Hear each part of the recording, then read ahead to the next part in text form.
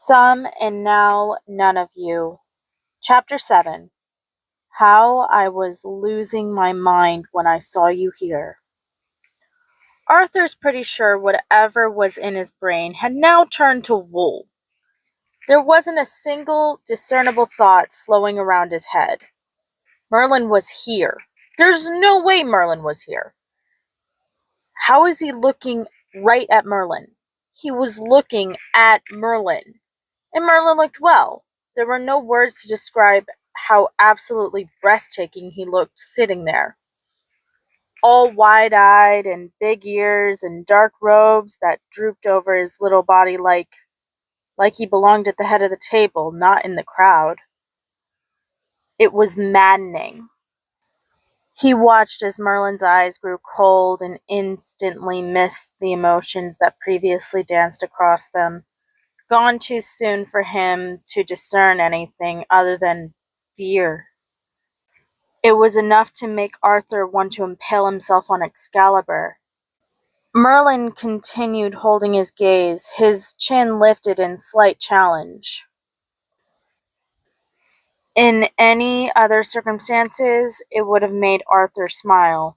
Right now, though, there were more important things to deal with than Merlin's inability to cower, even in the face of what he thinks is execution. Namely, Morgana. He turned to her, and his fury erupted. Because Merlin was here, and he's not supposed to be. What the hells is he doing here? Arthur seethed. Well, we're short a physician, yes? Morgana had the gall to smile at him. I figured... Arthur held up his hand, shot her a glare that could probably cut through stone.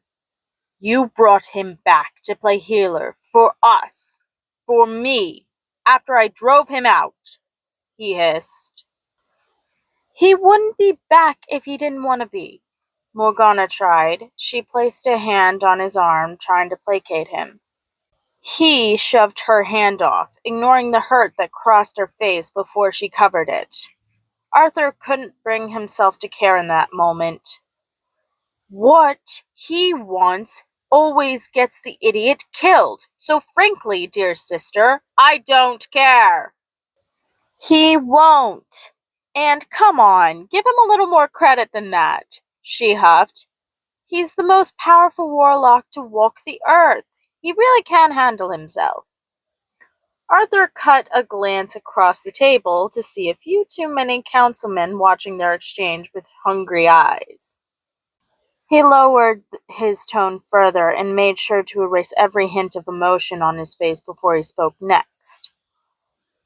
That doesn't mean I want him back in the face of danger. You remember the threat of execution he'll face every day, don't you? Or do you just selfishly not care? Morgana flinched back, his blow hitting true. He only reveled in it for a moment before starting to regret it. Of course I care. Don't you dare accuse me of anything otherwise, she shot back. Finally, Arthur remembered his sister's accomplice. His glare switched to Leon, his first knight, who was just sitting ramrod straight and watching the exchange with concern. He instantly dipped his head when he noticed Arthur's ire directed at him. Morgana spoke before he could get a word out. Leave him out of this. He didn't even know about my plan, she sighed. Arthur scoffed. I suppose he rode all the way to wherever you went, blindfolded then. He knew we weren't actually going to visit his family, but that's it. Besides that, he trusted me. If you want to be angry at anyone, be angry at me, she pleaded. Leon opened his mouth to say something, and Arthur heard the telltale sound of Morgana's pointed shoe making contact with Leon's shin. Leon didn't so much as wince, merely cut himself off from whatever he was planning to say. Arthur rolled his eyes. He's not getting off that easy. Morgana did the cursory glance across the room, seeming to also notice the many eyes on them. We can discuss this later, Arthur, she insisted. They're all watching us, and you're probably scaring Merlin. At her words, Arthur's gaze cut straight to the warlock. He was sitting hunched over his plate, drowning a potato into his stew with his spoon, and occasionally allowing it to blob back up. His entire focus was on the food that he wasn't eating. But even from his place, Arthur could see the tension in the set of his shoulders, and the worry pulling his frown further down. He relented to his sister's request with one final scathing look, and emptied his goblet in one swing. An unnamed servant quickly refilled it. If there weren't so many people watching him, he'd have done that just as quickly. Alas, he did have a reputation to uphold. He shoved whatever was on his plate into his mouth, ignoring how it tasted, like rubber, and how it threatened to make a reappearance before even going down his throat. He could feel Gwain's glare from across the room, and occasionally Lancelot's too. He's sure they'll cause a ruckus if he dared so much as breathe wrong in their friend's direction. He wouldn't, of course. He doesn't know what he's going to do now. But it's not that. He's glad they're looking out for him anyways. Arthur doesn't miss the encouraging nod Morgana sends in Merlin's direction. When he finally looks up from his plate, the food has now turned into an unrecognizable mush. He ignored it, and her, and of course, Merlin. His head was positively spinning. Really, he should have known this would happen. His sister was too much like him. When they both wanted something, they stopped at nothing to get it. Arthur had wanted Merlin safe, and he made it happen. Morgana wanted her friend back. She made it happen. Still, he couldn't believe she'd done this to him. He also still couldn't believe Merlin was here. What lies had she spun to convince him? Arthur hadn't thought anything could convince him after the way things had ended. He took another long sip from the goblet, holding back from draining it entirely, and chanced a glance at Merlin, again, only to be caught by Merlin's striking blue eyes already fixed on him. Arthur's breath caught. His grip tightened around the goblet, knuckles pale as the weight of everything he had destroyed between them passed sharp and suddenly against his chest. His own words from that awful morning filled his ears until it was all he could hear, the sounds of chatter and dishes clinking together, nothing more than a quiet buzz. Merlin's face was a mask, but Arthur knew him well enough to see past it. He had to look away. That expression, it was the same one Merlin had worn in their final moments, the same one that had lingered in his nightmares, and in far too many quiet waking hours since. Arthur knew in that moment he could not send Merlin away again. He simply wouldn't be able to bear it. He doubted the words that even came out of his mouth if the blade was held to his throat. To hurt Merlin like that a second time would be far beyond cruel to both of them, and it would undoubtedly tear whatever was left of their bond to pieces, if there was even anything left in the first place. He had half a mind to banish Morgana, the little wretch. He was dragged out of his thoughts by a sharp kick from her. When he looked up, he caught the tail end of Lord Baron's sentence and definitely heard Merlin's name somewhere. Darn it!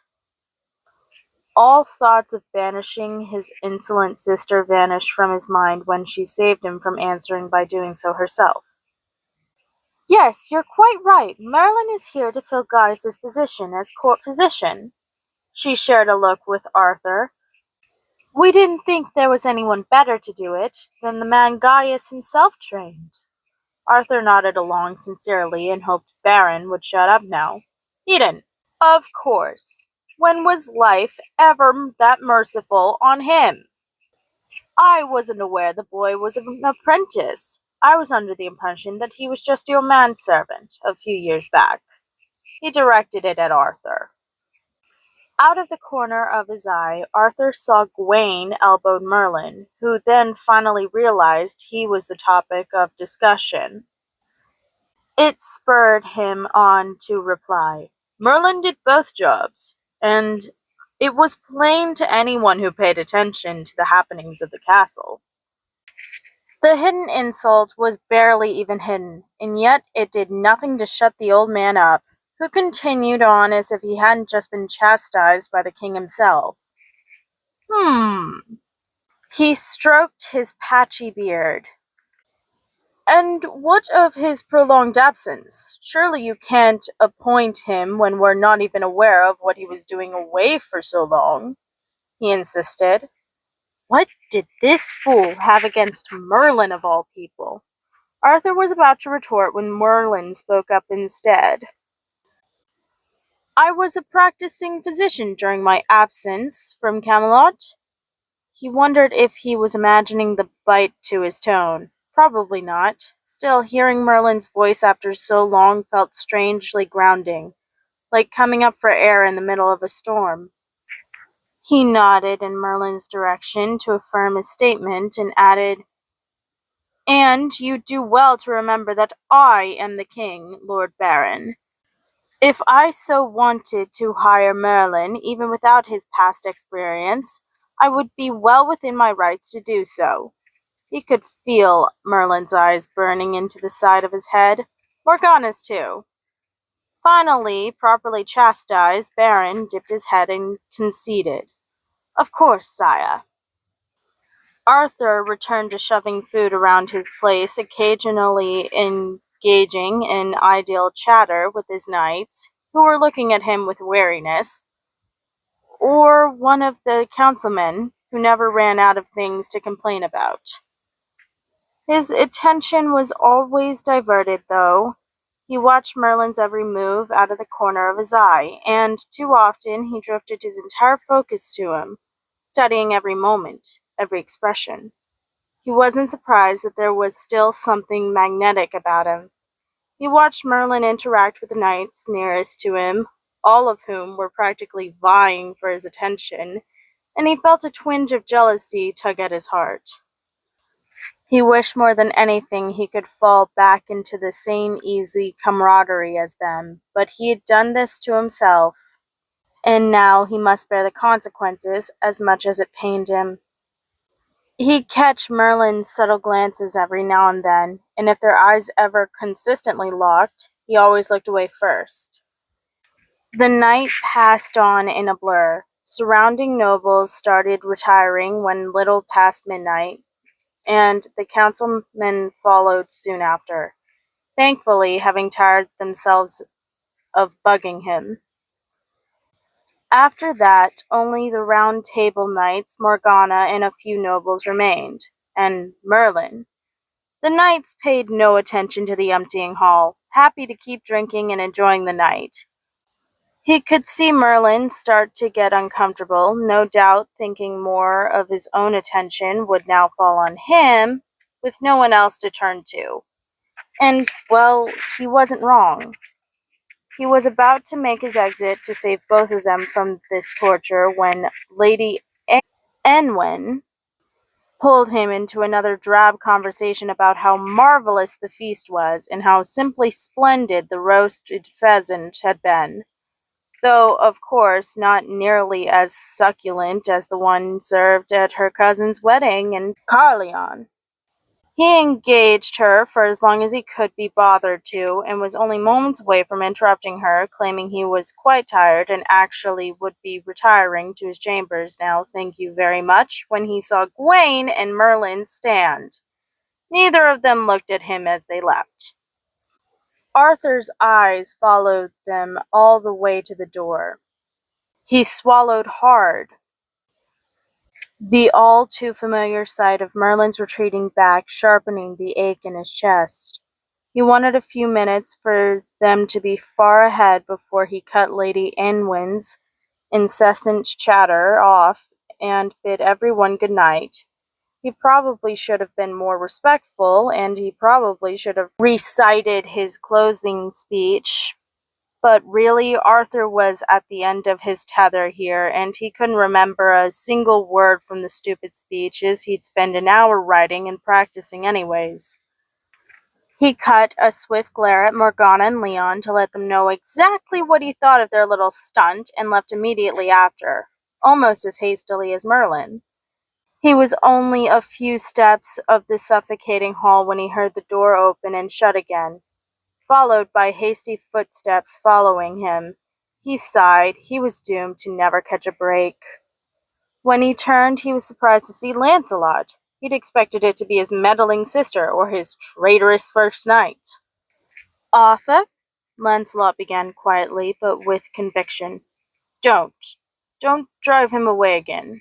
I'll never understood why you did it the first time, seeing as it seemed to hurt you just as much, so please—" "It's not that simple," he interrupted.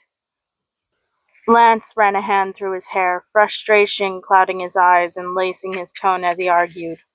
"Why can't it be? It's Merlin, for heaven's sakes." Arthur's gaze hardened. "You can't understand, Lance. I understand more than you think." He hesitated, finding the words, and then he started renewed vigor. "You can't let pride and duty and your father's bigoted ideas dictate your life. You can't keep hurting—" "We're not having this conversation again," Arthur snapped. It was awfully similar to the long argument the two of them had when the knight had first found out what Arthur had done. It was then that he discovered that Merlin had told him about his magic. The fresh hurt had only deepened at that revelation, and probably spurred him on to be harsher with Lancelot than necessary. Lance shook his head. "You're being foolish, and you forget your place." Arthur ignored Lancelot's faltering expression, and cold words hung in the air between them. He turned his heel and left. He felt the knight's pinning stare on his back long after he'd reached his room. Shame, heavy, creeping, flooded through him. He should have just told Lancelot that he wasn't planning on exiling Merlin again. He barely knew why he didn't. Just that the night had stretched on far too long, and he was tired of everybody telling him what he could and couldn't do. Not to mention everybody supposedly thought that it was all right to go behind his back and reverse a decision he had made, for their own selfish reasons. And really, he understood why they all thought he wanted to hurt Merlin, but that didn't make it any less exhausting to deal with. Arthur ripped off his doublet and changed into his nightshirt, tossing the heap of clothes near the door before collapsing into his bed. A servant would take them at some point in the early hours of the morning, and they'd be laundered and hung back in his closet by tomorrow night, without ever once seeing who'd actually went about doing the work. The same was true about all the little chores that needed tending to in his room. Floors cleaned themselves, windows remained gleaming, and hot bath water was always waiting for him after a long practice. It was as if a ghost was doing all the work around him. He'd learn the truth eventually. In the weeks after Merlin's exile, the servant had taken to avoiding him. He wasn't sure why, but if he had to bet, it was because he'd taken his temper out on one too many unsuspecting servants, simply for doing their job. Arthur really didn't remember much of the early weeks, though, so he didn't know exactly what he'd said to have them all this frightened, and he had thought about apologizing, but then changed his mind when he realized he preferred it this way, and seeing anyone fully replace Merlin's role would only reignite his temper, so it would be futile. Now he only saw a servant in his room when it was time to deliver his meal, or if he'd wrapped up his council meeting early and returned to his chambers, still in the process of being swept thoroughly by a spooked maid. Never the same one, of course. There must have been a rota, or maybe they drew lots, because he was sure he'd seen one unlucky chap a few too many times in a week. He usually ignored whoever was working in his room, and they in turn worked hard and fast to be out of there as soon as possible. Other than that, there were no interactions for which he was grateful. He had slowly learned to do everything himself, while missing Merlin's gentle touch. Dressing himself was only difficult when his clothes were too fancy, or he was too lazy and the chainmail didn't take long to get used to putting on himself, even if he did snag it on his undershirt too often. He wished he'd spent a little more time getting ready for tonight. Merlin surely would have noticed how unkempt his attire looked, and though he already thought of Arthur as lazy and incompetent, it's not like he wanted to fuel that opinion. He hadn't been able to help it, however. He had fallen asleep in the middle of going through grain reports, the bane of his existence, and hadn't woken up until the feast had already commenced. So he'd barely a few minutes to get himself ready and go over his speech one more time before making his entrance. Now Arthur wished he'd just slept through the whole cursed thing. He turned over and lay awake for hours that night, replaying every look, every emotion that he had catalogued from Merlin, each one sharp in his memory. Merlin's haunting eyes followed him even to his uneasy slumber. The entire first week of Merlin's arrival passed monotonously. He resolutely ignored Morgana and the fact that Merlin was back, and was relentless on Leon during practices. Leon never complained. He often caught Lancelot stopping Gawain from doing something stupid, and Gawain, despite all his impulsiveness, relented. No one mentioned Merlin, save for his sister, but she didn't count because he was currently pretending she didn't exist, which was smart because he really didn't know how he would react if someone did. They all probably thought if they kept Merlin out of sight and his name out of his ears, Arthur would forget that he was even back, and hence not banish him again. As if Arthur could ever forget that Merlin was now living under the same roof as he.